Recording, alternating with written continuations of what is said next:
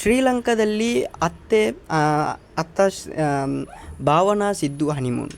ಎಲ್ಲರಿಗೂ ಪಟು Kannada T V YouTube ಚಾನಲ್ಗೆ ಸುಸ್ವಾಗತ ಅಂತ ಹೇಳ್ತೇವೆ. ಶುರು ಮಾಡೋಕ್ಕಿಂತ ಮೊದಲು ಯಾರೆಲ್ಲ ನಮ್ಮ ಯೂಟ್ಯೂಬ್ ಚಾನಲ್ ಮೊದಲು ನೋಡ್ತಿದ್ರಿ ಅವರೆಲ್ಲ ಸಬ್ಸ್ಕ್ರೈಬ್ ಮಾಡ್ಕೊಳ್ಳಿ ಮತ್ತು ಅಲ್ಲೇ ಪಕ್ಕದಲ್ಲಿ ಇರೋ ಬೆಲ್ಲೈಕನನ್ನು ಪ್ರೆಸ್ ಮಾಡಿ. ಇದು ಸೀರಿಯಲ್ ಸ್ಟೋರಿ ಅಂತಲೇ ಹೇಳ್ಬೋದು, ಇನ್ನು ಸೀರಿಯಸ್ ಆಗಿ ತಗೊಳ್ಬೇಡಿ. ಲಕ್ಷ್ಮೀ ನಿವಾಸ ಧಾರಾವಾಹಿಯಲ್ಲಿ ಸಿದ್ದೇಗೌಡರು ಭಾವನಾ ಹನಿಮೂನ್ಗೆ ಶ್ರೀಲಂಕಾಗೆ ಹೋಗಿದ್ದಾರೆ.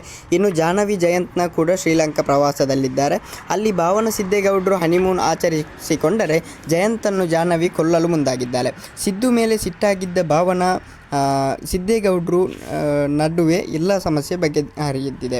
ನನಗೆ ಗೊತ್ತಿಲ್ಲದೆ, ನನ್ನ ಅನುಮತಿ ಇಲ್ಲದೆ ಸಿದ್ದೇಗೌಡರು ತಾಳಿ ಕಟ್ಟಿದ್ದಾರೆ ಅಂತ ಭಾವನಾ ಸಿಟ್ಟು ಮಾಡಿಕೊಂಡಿದ್ದಳು.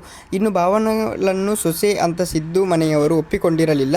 ಈಗ ಭಾವನಾ ನನ್ನ ಸೊಸೆ ಅಂತ ಸಿದ್ದು ತಂದೆ ಅಣ್ಣ ಮಾತ್ರ ಒಪ್ಪಿಕೊಂಡಿದ್ದಾರೆ ಅಂತಲೇ ಹೇಳ್ಬೋದು. ಲಕ್ಷ್ಮೀ ಸಿದ್ದು ಸಂಸಾರ ಮಾಡಬೇಕು, ಮನೆಗೆ ಮಗು ಬರಬೇಕು ಅಂತ ಇವರಿಬ್ಬರಿಗೂ ಶ್ರೀಲಂಕಾಕ್ಕೆ ಕಳಿಸಲಾಗಿದೆ.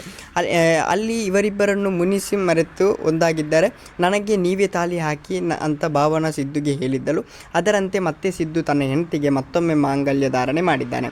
ಇನ್ನು ಈ ಜೋಡಿ ಡ್ಯುಯೆಟ್ ಹಾಡಿದೆ. ಭಾವನಾಗೆ ಸಿದ್ದು ಪ್ರೇಮ ನಿವೇದನ ಕೂಡ ಮಾಡಿದ್ದಾರೆ ಅಂತಲೇ ಹೇಳ್ಬೋದು.